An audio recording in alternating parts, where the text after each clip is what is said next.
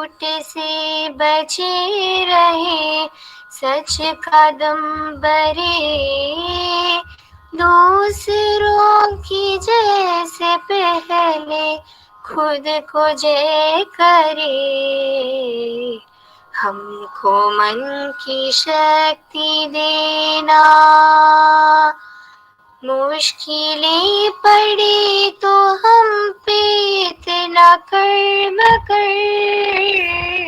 साथ दे दो धर्म का, चले तो धर्म पर, खुद पे हौसला रहे, जैसे पहले डरे, खुद को दूसरों की जैसे पहले खुद को जय करे। हमको मन की शक्ति देना, मन विजय करे, दूसरों की जैसे पहले खुद को जय करे। हमको मन की शक्ति देना।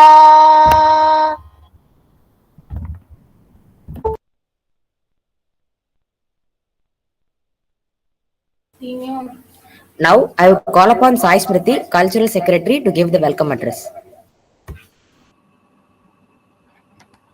Good morning.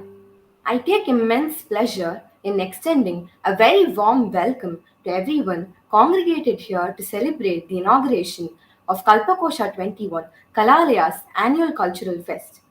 I would like to welcome our Honorable Chief Guest, Dr. Swarnamalya Ganesh Ma'am, our committee members, our Principal Srimati M.S. Jayashree Ma'am, our Vice Principal Srimati Jashoda Sundar Ma'am, and our academic coordinator, Miss Tara Ma'am, teachers and other dignitaries and participants who have gathered here today. Welcome one and all. Padmasni, Cultural Secretary, will now welcome our Chief Guest.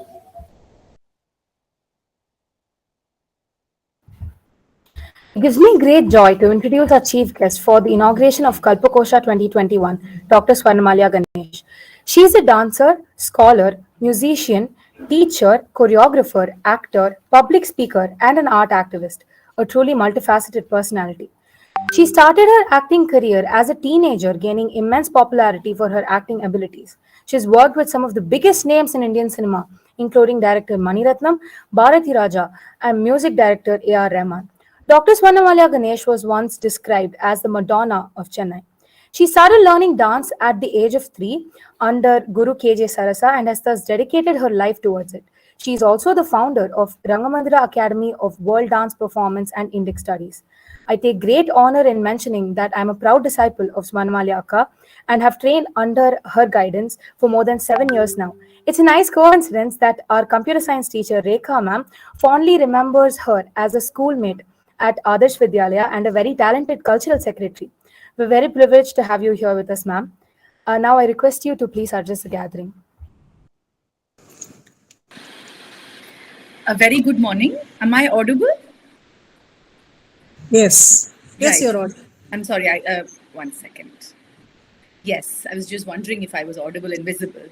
A very good morning to all of you, Principal Jayashree ma'am, Jashoda ma'am, and everybody else who are gathered here, the adults, the teachers, the tutors, the facilitators.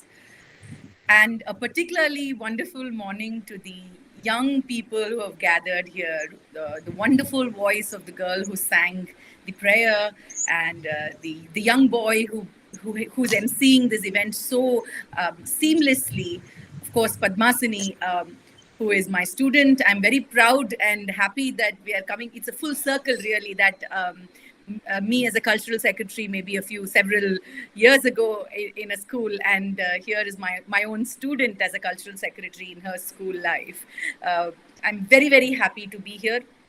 Shivaswami Kalalaya as a school is really not new to me in the sense that I'm a Mailapurian all my life. So the school itself has been part of my growing up years in terms of the vicinity and the area in which I live. That apart, we were just talking, Dr. Jayashree ma'am and all of us, about Dr. Vatsala Narayan Swami, who happens to be a very, very close family friend and who's the senior advisor of your institution. So I think my association with this institution goes way back. But what I'd like to really talk about this morning is the ability for such hoary institutions with tremendous cultural heft and historical heft, to reinvent themselves at every given turn. And I think that's what keeps both an institution as well as individuals relevant. For that matter, when COVID hit, none of us knew how life is going to be. The uncertainty of whether we will meet tomorrow with the enthusiasm that we live today, whether we will survive today to be able to meet tomorrow at all. All of these were hanging over our heads.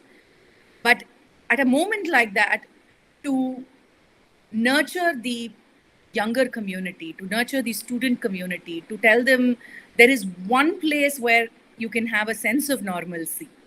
There is one place where you can feel like life is still hopeful and you can continue to have your dreams. And I think that's what schools do. And when schools went online, I know what a monumental task it would have been for teachers and facilitators and coordinators and administrators to reimagine everything that they do offline, on campus, suddenly to suit online. And that comes with its own disadvantages of students varying in their ability and capacity to have access to the digital medium. So bridging all those gaps, I think we've really walked close to 2 years now, one can't believe, in this online medium. And the minute Padmasini told me that they are doing a cultural fest online, I said, this is reinvention of another level. Because instead of using it as a survival technique 2 years ago, where we merely made students study, where we made sure, they were not disconnected from their formal education, we have come far enough to imagine even our other cultural activities online. And I think that is wonderful. And I think that spirit of reinvention, that ability to reimagine newer answers for the newer problems that we have, I think that's what good and great institutions are made of. I'm very happy that Shivaswami Kalalaya is able to nurture and give students this platform more than the several hours of classes we conduct for students. I think it's absolutely important that these events, because these are the memories that they will carry. As an artist myself, as a student of sociology, and then later on other fields that are very academic, social sciences, anthropology, and other social sciences, I'm not far from the academic side of life, but I'm also very aware that the person that I am is shaped largely by the cultural life and the cultural experiences I've had. So a cultural fest, that too during the COVID times, online, supported by the school management and school principal and every other facilitator in the school. This is going to be a part of their memory for a very, very long time to come. Historic, even, if I may say. Now I'd like to just maybe address the students for a couple of minutes, because culture is such a loosely used word in our world. We say culture for everything. We say one is cultural, something is part of their culture, or we say, oh, this is tradition, this is my heritage. We use all of these words rather loosely and quite interchangeably in our lives. But really, what is this idea of culture? Now, one may say that culture is about everything that has been handed down to you, everything that has been passed on to you from generations before, the music that you just sang, the kinds of dance forms that we have, the art and painting and the traditions that we have. True, those are all a huge part of culture. But at the center of culture, there is one another C word, which one cannot miss. If you are part of a world, and if you don't have this other C word, trust me, friends, culture will mean nothing to you. The other C word is creativity, right? To be creative is the only way you will be able to be cultural. Or, in order to be cultural, you've got to be a creative creature. And so often students ask me, what is creativity? I mean, how do you really be creative? I mean, it's such an easy word. And often we think, oh, creativity is either being able to do Bharatanatyam or to be able to sing Carnatic music or to be able to paint and draw. And then, so if you walk into a classroom and ask, so who is creative here? Very often, students who are interested in mathematics or sciences or perhaps even sports will never raise their hand because they believe that that's not part of creativity. But over and over again, it's proven in this world that creativity is there in every aspect of human life. The fact that COVID has pushed all of us to think of Kalpakosha on for an online version is creativity. So, in order to be living a full life, we are all creative every day. You don't have enough food to eat at home. Your mother is whipping up something with whatever else is left over. She's creating fusion food and she's giving it a new name. Now that's creativity, right? So the idea of creativity in the everyday life is something that we all must learn to cherish and recognize. The reason we have to do that is because creativity is there in the sciences. A person who knows how to code beautifully, or who enjoys coding, for example, or who enjoys digital designing, for example, who enjoys looking at chiseling their sports activities with great fervor. All of these are moments of creativity within every aspect of life. I will only leave you with two, I think, important things that you can think of at the minute you say creativity. Because people ask, hey, how do you become creative? How do you really live a creative life? I think the first word that comes to me is creativity is indeed a response. So you must be willing to respond to the things around you. You have to respond. You can't say, oh, this doesn't matter to me, whatever, my life goes on. Right? So the idea of creativity is you respond. There is something new around you, you respond. There is something ugly around you, you respond. There is something unacceptable around you, you respond. You respond to beautiful things. You respond to not so beautiful things. You respond to things that bring urgency, things that bring love, things that bring joy, but things also that bring anger. So any form of response is creativity. The minute you want to respond to the world, it's a creative moment. And the second word, and this is so important, and I think this is why cultural events are so important to a growing up life of a young person. The second word about creativity, and this is so often used, but not often realized. Someone like me, after years of being with great people who are my mentors and my gurus, I have realized that this one thing has changed the way I live life, and that is inspiration. Now, it's such an easy word, right? We say, oh, he's my inspiration or she's my inspiration. But there is not one inspiration in one's life. You need to be inspired every single day. You need to be inspired in every single classroom. Every day that you live, you must end that day asking yourself, hey, what inspired me today? What did I respond to today? Was I inspired, or did I just live today's life as if it's another day? If it were just another day, my friend, you've wasted a day. So remember that inspiration from everyday people, from someone who is rag picking on the streets, but doing it in a manner that is cohesive, doing it in a manner that has a rhythm to it. Now that's an inspiration too. A.R. Rahman will be an inspiration too. You can't just wait for the A.R. Rahman sort of inspiration and miss on all the everyday inspirations. So keep the everyday inspirations alive, keep the everyday response alive, and creativity alive.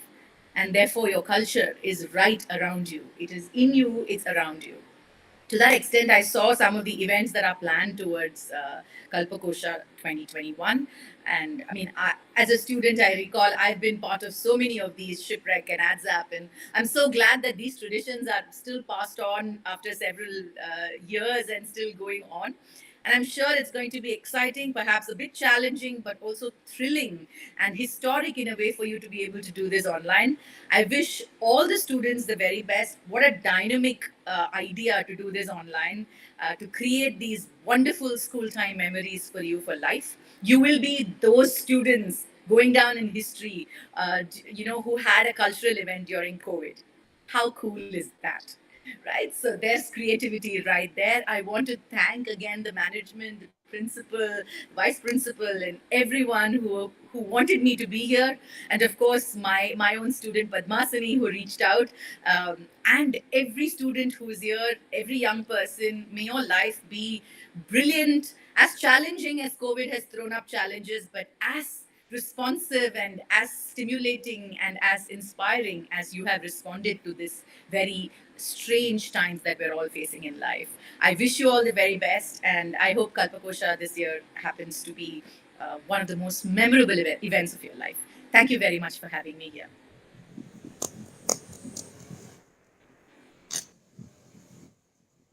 Thank you, ma'am, for your kind words. Now, Surya Prakash, Cultural Secretary, will give the vote of thanks. It's a great honor to be presenting this gesture of gratitude. I would like to thank our chief guest for the day, Dr. Swarnamalia Ganesh, for gracing this occasion with her presence. She has given a bright start to the first online Kalpakosha.